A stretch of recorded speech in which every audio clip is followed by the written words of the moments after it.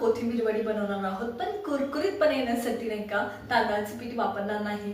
तर चला पाहूया काय वापरायचं तांदळाच्या पिठाशिवाय कुरकुरीतपणा येण्यासाठी। आपण कोथिंबीर वडी करतोय आणि त्यासाठी मी इथं कोथिंबीर घेतली। कोथिंबीर व्यवस्थित धुवून घेतली आहे, स्वच्छ करून घेतली आहे 1-2 पानांनी। आता एक लक्षात घ्या, तुम्हाला हवं असेल तर तुम्ही फक्त ही पानं घेऊ शकता। मी देठ सुद्धा थोडी घेतलेली आहेत आणि ही कोथिंबीर आपण चिरून घेणार आहोत। तर सगळ्यात महत्त्वाचं, तुम्ही जर फक्त ही पानं घेणार असाल तर चिरून घ्यायची काही गरज नाही, पण जर देठ घेणार असाल तर चिरून घ्यायची, जेणेकरून एकदम बारीक कोथिंबीर तुम्हाला भेटेल। आता मी देठ यूज करणार आहे, फक्त पानं नाही। तर चला आता मी कोथिंबीर आधी चिरून घेते व्यवस्थित बारीक।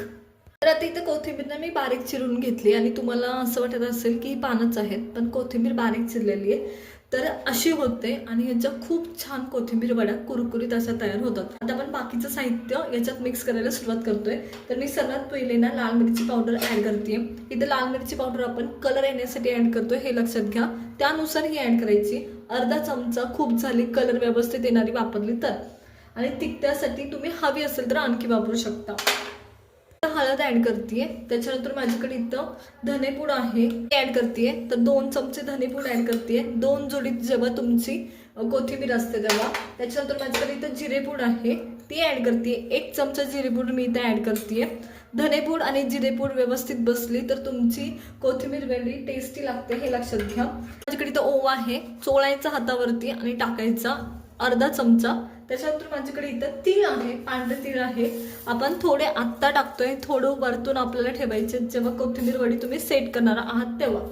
आता त्याच्यानंतर माझ्याकडे इथं हिरवी मिरची आणि लसणाचा ठेचा आहे, तो ॲड करतोय। आता तिखटपणा येण्यासाठी मी जसं सांगितलं की तुम्ही लाल मिरची किती ॲड केली त्यानुसार हा ठेचा ॲड करायचा आहे। तर मी इथं अगदी अर्धा चमचा ॲड करते, तुम्ही कितपत तिखट खाऊ शकता त्यानुसार हा ठेचा ॲड करायचा आहे।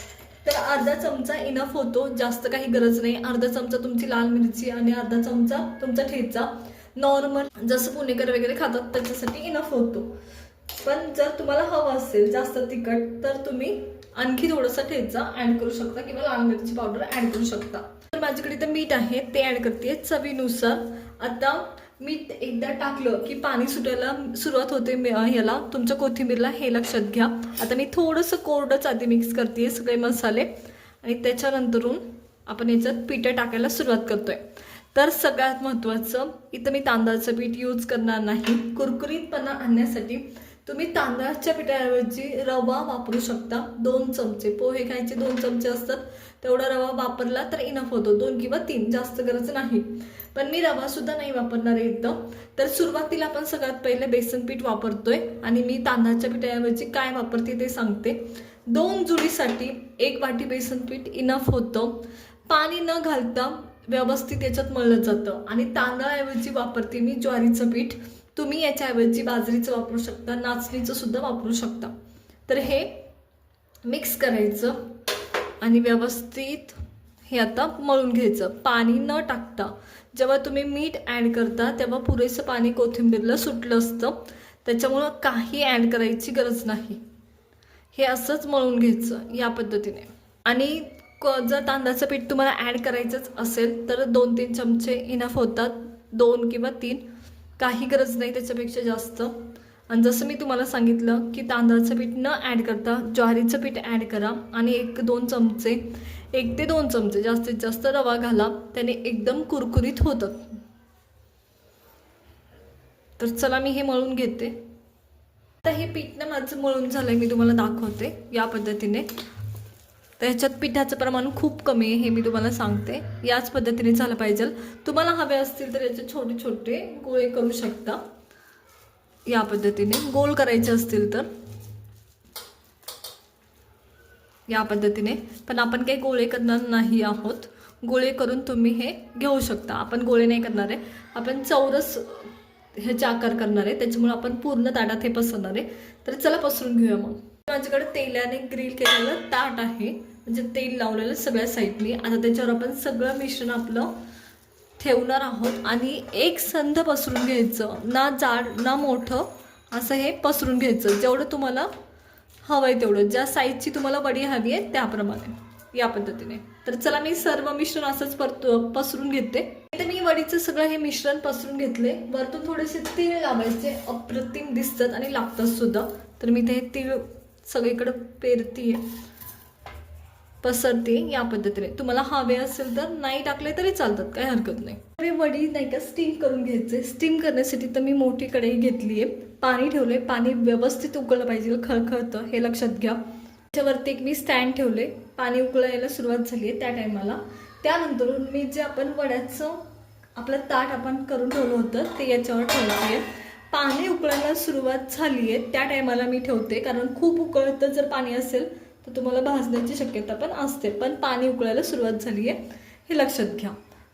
पहा या पद्धतीने मी हे ठेवलंय। आता नाही का पाणी उकळायला सुरुवात झाली होती तुमचे, त्या टायमापासून पुढं कमीत कमी 20 मिनिटं, जास्तीत जास्त 30 मिनिटं तरी तुमची वडी शिजायला लागतात। त्याच्या आधी वडी बिलकुल शिजत नाही हे लक्षात घ्या।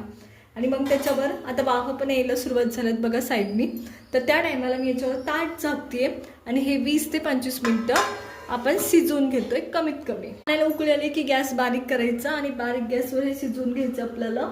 चला वाट पाहूया 20 ते 25 मिनिटं। इथे आता वडी शिजायला ठेवून जवळजवळ 20 ते 25 मिनिटं झाली आहे। मी तुमच्या समोर हे काढतेय, तर पहा या पद्धतीने ही वडी शिजते, अप्रतिम अशी झाली आहे। चेक कशी करायची शिजली का नाही।